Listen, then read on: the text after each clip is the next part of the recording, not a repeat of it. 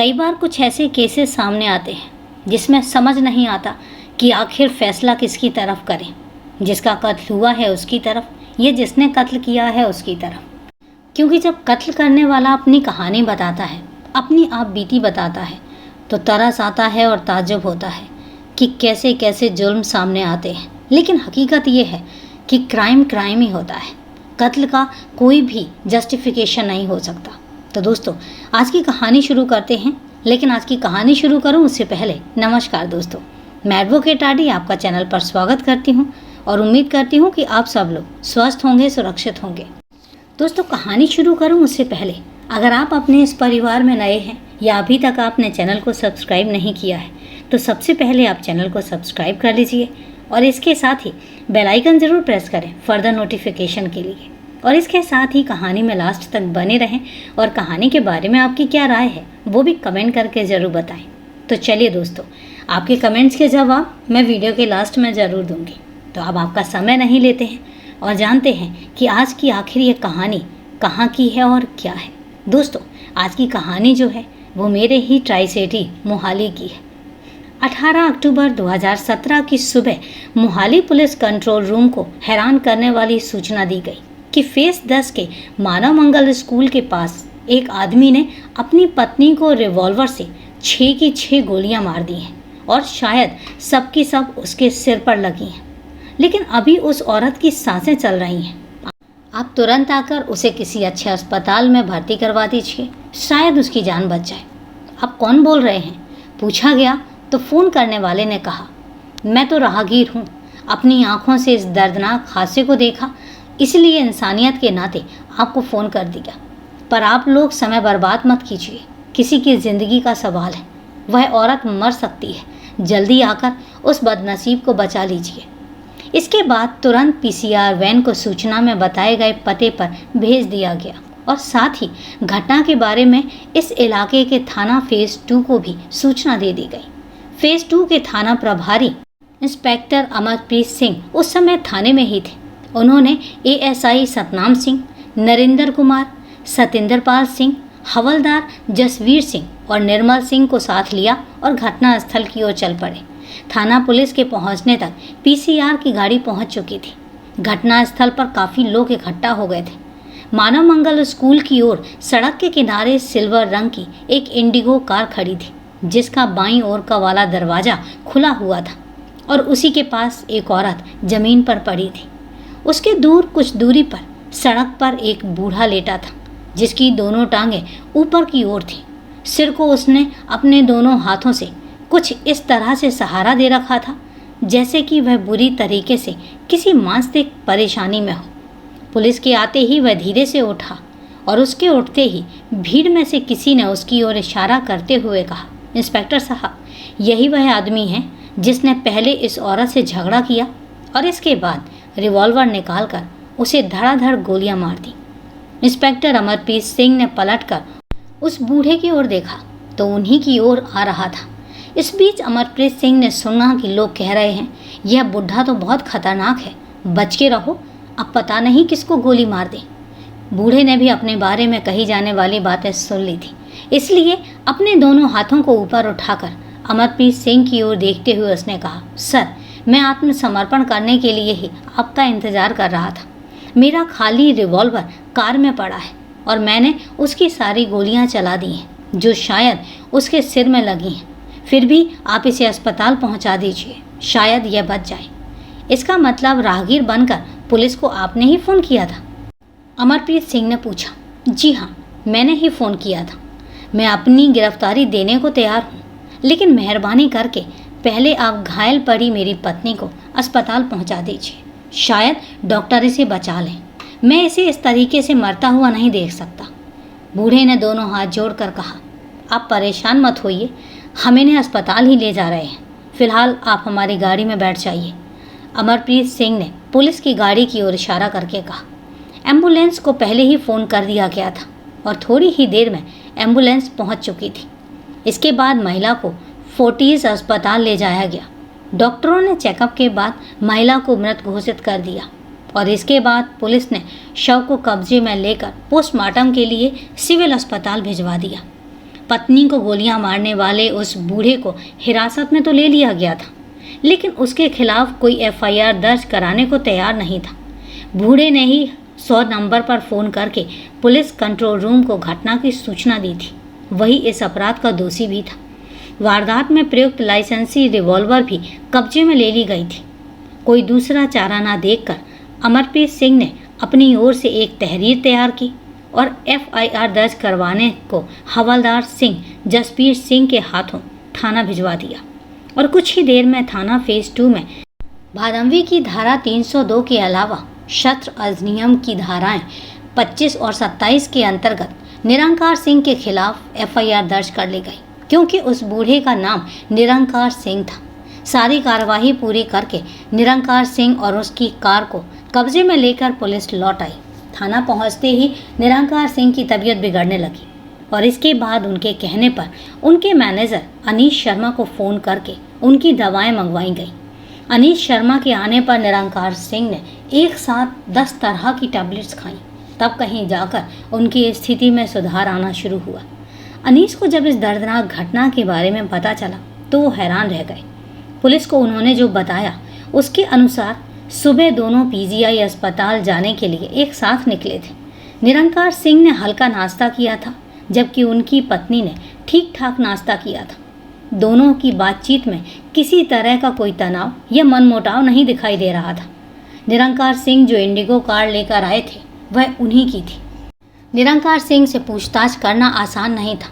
उनका मेडिकल करवाया गया तो पता चला कि वह दवाओं के सहारे ही जिंदगी जी रहे हैं। दिल के मरीज होने के साथ साथ हाइपरटेंशन, शुगर और अन्य कई तरह की बीमारियों से वह इस तरह से गंभीर रूप से ग्रस्त थे कि उन्हें अपना जीवन चलाने के लिए दिन में 3 बार 10 तरह की दवाओं को नियमित खाना पड़ता था। अगर एक भी गोली नहीं खाते थे तो उनकी तबीयत इस तरह खराब हो जाती थी कि उन्हें संभालना मुश्किल हो जाता था।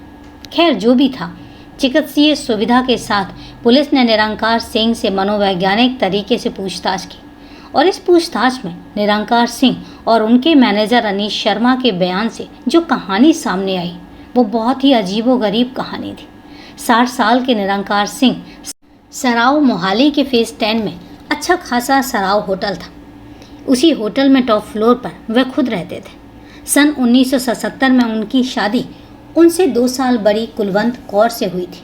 कुलवंत कौर अविनाशी भारतीय थी जो लंदन में रहती थी और शादी के बाद वह भारत में रहने आई तो वहाँ के मुकाबले उन्हें भारत का रहन सहन अच्छा नहीं लगा और इसलिए कुलवंत कौर ने पति से भी इंडिया छोड़कर लंदन चलकर रहने को कहा। लेकिन निरंकार इसके लिए तैयार नहीं थे। उन्हें अपने देश में रहना ज़्यादा अच्छा लगता था। उन्हें मोहाली से कुछ ज़्यादा ही लगाव था। वहाँ उनका बढ़िया सा होटल था जो ठीक ठाक चल रहा था। कुलवंत कौर कभी लंदन चली जाती तो कभी भारत आकर पति के साथ रहती। उनके पास इंडिया और इंग्लैंड दोनों जगहों की नागरिकता थी। कभी कभी निरंकार सिंह भी इंग्लैंड चले जाते और जिस तरह कुलवंत कौर को इंडिया अच्छा नहीं लगता था उसी तरह निरंकार सिंह को इंग्लैंड अच्छा नहीं लगता था और इसीलिए वह कुछ दिनों के लिए इंग्लैंड जाया करते थे और इसी तरीके से ये सिलसिला चलता रहा। देखते देखते सालों बीत गए। इस बीच दोनों बेटी अमरप्रीत कौर और बेटे नवप्रीत सिंह के माँ बाप बने। दोनों बच्चे लंदन में ही रह रहे थे और वहीं पर उनकी शादियाँ भी हो गई थी। उनके भी बच्चे हो गए, लेकिन उनका लगाव पिता से कम माँ से ज़्यादा था। अमनप्रीत कौर इस समय 39 ईयर्स की और नवप्रीत सिंह 37 ईयर्स का हो चुका था। उम्र के साथ निरंकार सिंह को कई बीमारियां भी हो गई थी और उनका इलाज चंडीगढ़ के पीजीआई अस्पताल में चल रहा था। कुलवंत कौर को पहले ही से कहती रहती थी कि जो सुविधाएं इंग्लैंड में हैं भारत में नहीं हैं। इधर वह पति से स्पष्ट कहने लगी थी कि अगर उन्हें लंबा स्वस्थ जीवन जीना है तो वह अपनी सारी संपत्ति बेचकर हमेशा हमेशा के लिए इंग्लैंड चलकर बस जाए, वरना यहाँ के अस्पतालों के आधारहीन इलाजों से वह जल्दी ही मौत के आगोश में समा जाएंगे। लेकिन निरंकार सिंह किसी भी सूरत में ऐसा करने के हक में नहीं थे और इसीलिए उन्होंने पत्नी से साफ कह दिया था कि वह चाहें तो उनकी प्रॉपर्टी से अपना हिस्सा लेकर अलग रहने का अधिकार ले लें, लेकिन वह किसी भी कीमत पर भारत छोड़कर कहीं नहीं जाएंगे। वह मरते दम तक मोहाली में ही रहेंगे। घटना के करीब 2 हफ्ते पहले ही कुलवंत कौर अकेली ही भारत आई थी और इस बार पति को अपने साथ इंग्लैंड ले जाने के चक्कर में उन्होंने भारत और इंग्लैंड के बीच बराबर तुलना करती रही। उस दिन कार में जाते समय भी वह वही सब कहती रही और पीछे से अगर कोई हॉर्न भी बजाता तो कुलवंत कौर कहती, इंग्लैंड में तो ऐसा नहीं होता। होटल मैनेजर अनीश शर्मा ने पुलिस को जो बताया उसके अनुसार निरंकार सिंह उस दिन चेकअप के लिए पीजीआई अस्पताल जा रहे थे। वह सुबह 9 बजे ही तैयार हो गए थे और उनके पास 32 बोर का लाइसेंसी रिवॉल्वर था जिसे उन्होंने अपने साथ रख लिया था। निरंकार सिंह के पास BMW कार थी और जिसे उस दिन उन्होंने अपनी कार सर्विस के लिए भिजवाने के लिए अनीश शर्मा को बोलकर उनकी इंडिगो कार ले ली थी। नाश्ता वगैरह करके वह पत्नी के साथ कार को खुद चलाते हुए होटल से निकल पड़े। इसके बाद जो हुआ उसके बारे में निरंकार ने पुलिस को बताया। कार में बैठते ही कुलवंत ने हमेशा की तरह इंग्लैंड चलने को लेकर दिमाग खाना शुरू कर दिया। उनका कहना था कि इंडिया के घटिया अस्पतालों में इलाज करवाकर मैं अपनी मौत को क्यों बुला रहा हूँ। इंडिया छोड़कर उनके साथ इंग्लैंड चलूँ, जहाँ इतने बढ़िया अस्पताल हैं कि वहाँ के इलाज में मैं एकदम भला चंगा हो जाऊँगा। इसके बाद एक लंबी सांस लेकर उन्होंने आगे कहा, कुछ ही देर में मुझे पत्नी की आवाज़ बहुत ज़्यादा परेशान करने लगी और मैंने कार को सड़क किनारे खड़ी की और कुलवंत कुछ समझ पाती उससे पहले ही अपना रिवॉल्वर निकाला और छहों की छहों गोलियां उस पर दाग दी। और इसके बाद अचानक मुझे पछतावा हुआ। मैं कार से निकलकर दूसरी तरफ आया। कार का दरवाज़ा खोलते ही वह सड़क पर गिर गई। उसकी सांसें अभी चल रही थीं तो मैंने अपना परिचय छुपाते हुए 100 नंबर पर फ़ोन कर दिया। पूछताछ के बाद पुलिस ने 19 अक्टूबर 2017 को निरंकार सिंह को अदालत में पेश किया और जहां से उन्हें न्यायिक हिरासत में जेल भेज दिया गया। 28 नवंबर को विदेश से उनके बेटे और बेटी ने मोहाली पुलिस को ईमेल भेज दिया और उनके सनकी पापा को मां से कभी प्यार ही नहीं था।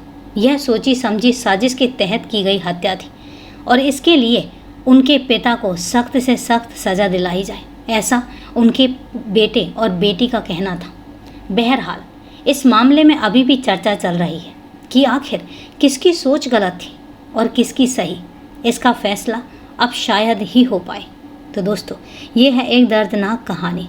फैसला ही नहीं कर पाते कभी कभी हम कि किसको सही कहें और किसको गलत, लेकिन हकीकत ये है कि क्राइम तो हुआ है। तो दोस्तों, कहानी को लास्ट तक सुनने के लिए आपका तहे दिल से धन्यवाद। अब कहानी के बारे में आपकी क्या राय है कमेंट करके ज़रूर बताएं।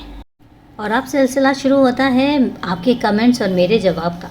तो मेरे पास जो सबसे पहला कमेंट आया है हमेशा की तरह परिवार के सबसे जिम्मेदार मेंबर का, और वो हैं सुषमा जी। सुषमा जी ने कमेंट किया है कि हाय मैम, क्या लिखूं। तो Sushma ji, there is no need to write anything. I know that's you are watching the video and it's okay. आपका जब दिल करे तो आप लिख सकते हैं, कमेंट कर सकते हैं। Otherwise I know about you. Thank you very much इतने प्यारे से मेंबर बनने के लिए, दिल से शुक्रिया। इसके साथ ही मेरे पास जो अगला कमेंट आया है वो है खादिम जी का, और खादिम जी ने कमेंट किया है कि there is a lot to learn from your story. तो खादिम जी, तहे दिल से धन्यवाद। लाइफ है और लर्निंग हमेशा चलती रहती है, लेकिन हकीकत ये है कि जब आप खुद दिल के बहुत अच्छे होते हैं तो आपको दुनिया में सब लोग अच्छे दिखाई देते हैं। तो you are one of them that हमेशा जो पॉजिटिव रहते हैं और हमेशा जो पॉजिटिव ही देखते हैं। तो थैंक यू वेरी मच इतना मुझे सपोर्ट करने के लिए, इतना मुझे मोटिवेट करने के लिए।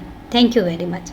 इसके साथ ही मेरे पास जो अगला कमेंट आया है वो है गणपत सिंह भाटी जी का, और गणपत सिंह भाटी जी ने कमेंट किया है बहुत ही शानदार कहानी, मधुर आवाज़।